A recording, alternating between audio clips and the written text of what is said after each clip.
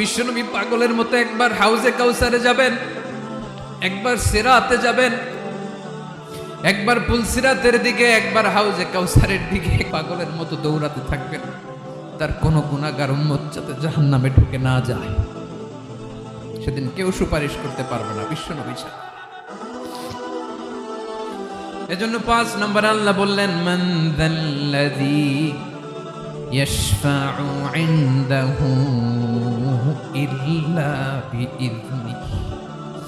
কার সাহস আছে, কার এত বড় বুকের পাটা কিয়ামতের কঠিন দিন আল্লাহর সামনে দাঁড়িয়ে সুপারিশ করবে?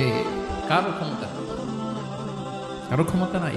বিশ্বনবী সেদিন সেজদায় পড়ে উম্মতের জন্য কাঁদবেন, সবাই কাঁদবে, নফসি নফসি, আল্লাহ আমারে বাঁচাও, আল্লাহ আমারে বাঁচাও। বিশ্বনবী বলবেন, উম্মতি উম্মতি। বিশ্বনবী আমার জন্য কাঁদবেন, আপনার জন্য কাঁদবেন।